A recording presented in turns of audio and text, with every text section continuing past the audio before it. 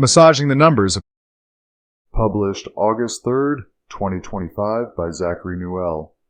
On Friday, President Donald Trump wrote a Truth Social post to fire Erica McEntarfer, head of the Bureau of Labor Statistics, BLS, after a jobs report showed sharply weaker employment growth and large downward revisions for May and June.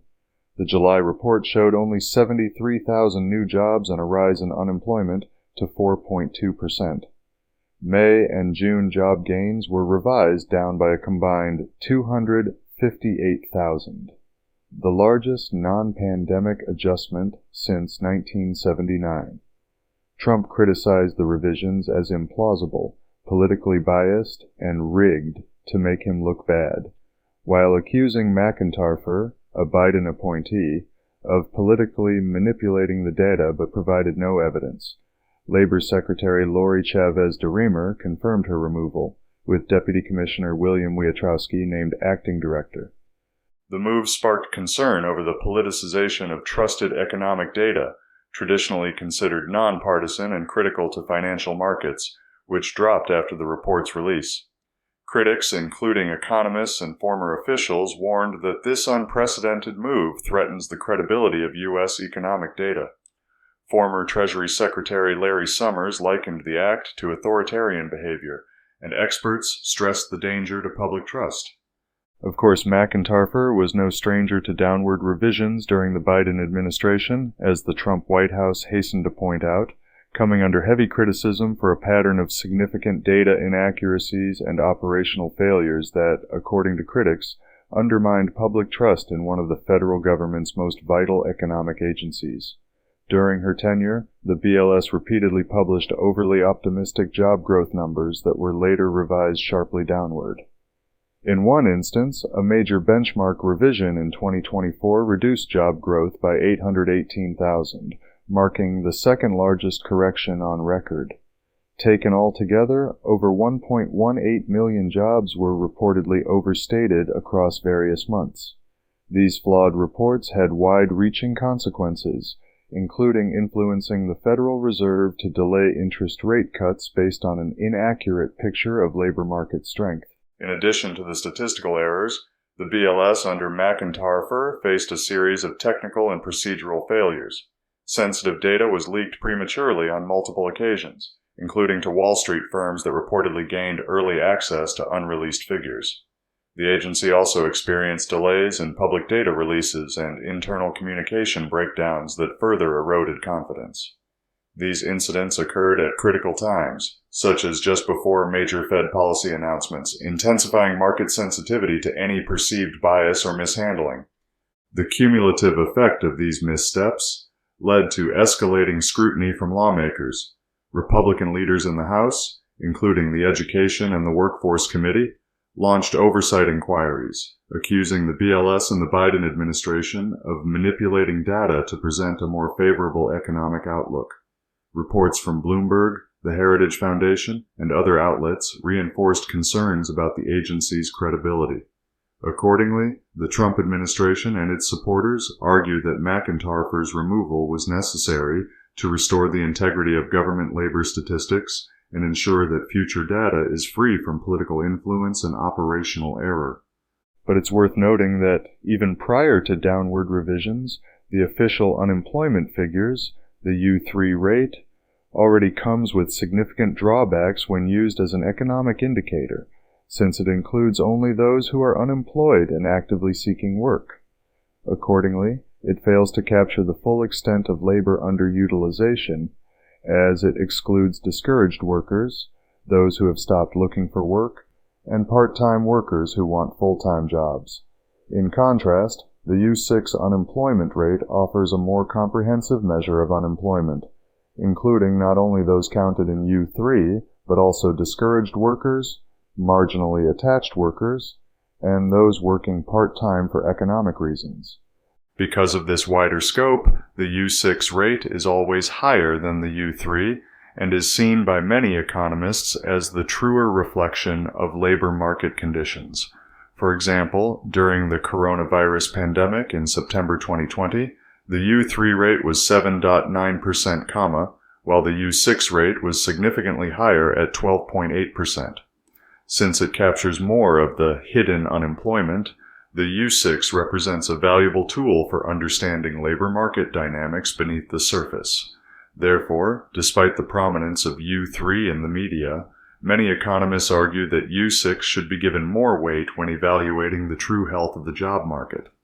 Still, with the U6 rate at 7.9% in July 2025 compared to a U3 rate of 4.2%, the statistics on unemployment aren't even close to what we'd call catastrophic. However, we should temper that assessment with the May 2025 analysis from the Ludwig Institute for Shared Economic Prosperity, LICEP, finding that the bottom 60% of American earners don't make enough to afford a basic standard of living, estimating the rate of functional unemployment at over 24%, describing those with annual incomes of less than $67,000 and averaging only $38,000, who can't afford costs beyond essential food and housing for products and services like education, healthcare, technology, and professional needs. But even if you hold the U3 and U6 as useful figures, they remain lagging indicators, meaning they respond to economic changes after they occur, and U.S. economic forecasts have grown increasingly uncertain. With a tariff deadline looming, dozens of countries face potential U.S. tariffs up to 50%, though the administration has granted Mexico a 90-day extension and struck deals with other nations, such as South Korea. Trump claims the tariffs are enriching the U.S., but economists remain skeptical. Jason Furman, former head of the Council of Economic Advisors under Obama, argues that while the economy hasn't collapsed, the U.S. is showing signs of stagflation, slow growth, and rising inflation. Tariffs have contributed to increased prices for consumer goods like furniture, toys, and electronics. Although initial fears may have been overstated, Furman stresses tariffs are still economically harmful and a poor method of raising revenue. Consumer inflation is beginning to rise again, especially in areas directly impacted by tariffs. Companies are responding differently. Some, like Procter & Gamble, are raising prices, while Walmart is cutting them. Furman notes that major industries like autos can't indefinitely absorb higher costs without passing them on to consumers. Although the White House has secured some trade deals, Furman cautions against viewing them as victories. He says the economic damage from U.S.-imposed tariffs outweighs the benefits of foreign concessions, and while a full-scale global trade war has been avoided, the current strategy still harms American consumers and businesses. The U.S. Chamber of Commerce warns that tariffs are placing a significant burden on U.S. small businesses, which make up over 97% of the country's importers. While intended to combat unfair trade practices abroad, the rising costs from tariffs are hitting small retailers hardest, forcing many to raise prices, reduce product offerings, or absorb the added costs, often at the expense of profitability and growth.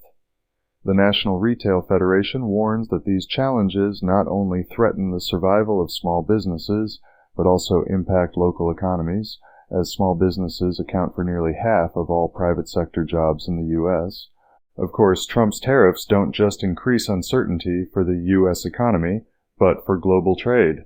At the 30th anniversary of the World Trade Organization, WTO, marked earlier this year in Geneva, Director General Ngozi Okonjo-Iweala emphasized the organization's importance as a stabilizing force amid growing turmoil, particularly due to Trump's aggressive protectionist measures, including broad Liberation Day tariffs and country-specific duties.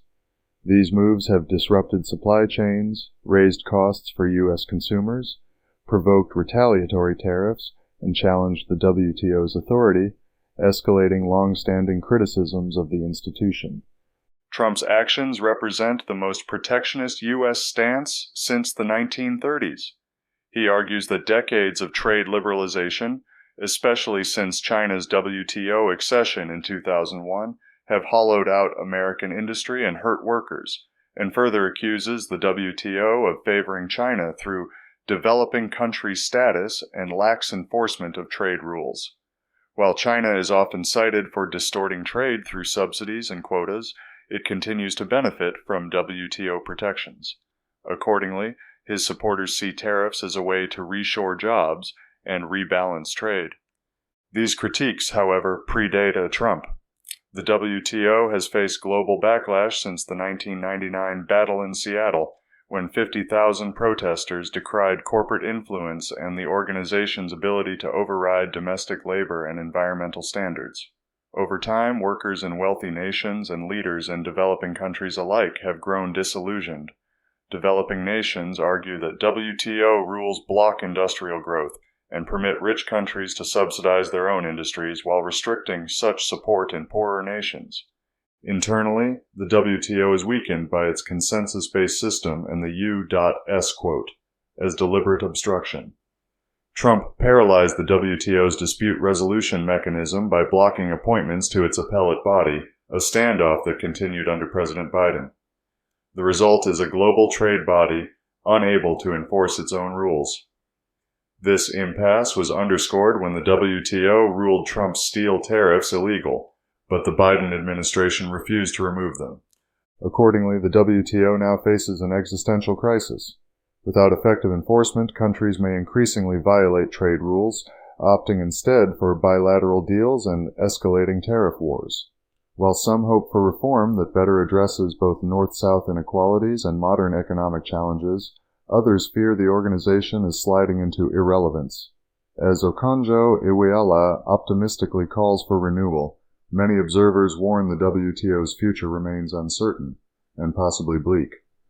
As debates over trade, data integrity, and economic leadership intensify, the stakes are not just about short-term job numbers or tariff rates.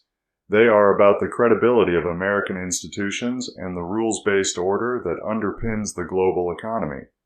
While the Trump administration frames McEntarfer's removal on Friday as a corrective measure to restore credibility to federal labor data, critics view it as an unprecedented political intrusion into a historically nonpartisan agency, raising fears about the erosion of institutional independence under authoritarian overreach. But in the grand scheme, that unceremonious firing, amid the escalating use of tariffs with potentially frightful domestic repercussions, represents only an ancillary detail in an increasingly turbulent chapter for the global economy. While tensions with international trade institutions grow, the administration's aggressive protectionist agenda contributes to inflationary pressures, global trade uncertainty, and growing strain on small businesses at home. Despite scattered trade deals, the broader economic consequences of these policies, ranging from distorted market signals to weakening trust in global institutions like the WTO, are becoming harder to ignore. Thus, some more imaginative observers, like us here at Radio Free Pizza, may therefore speculate that the Trump administration isn't just working to reconfigure the U.S. domestic economy, as we suggested while first exploring Trump's tariffs in February, but indeed plans to reconfigure the global capital order. If that's the case, then what may seem like erratic trade policy could, in hindsight, reveal itself as the scaffolding of a deliberately engineered rupture, one meant to fracture the prior Western consensus and unapologetically usher in a new world system, as we touched on in our three-part exploration of the nascent North American Union from January. What may come of this, perhaps no one can know for sure, but you can count on us here at Radio Free Pizza to keep tracking it.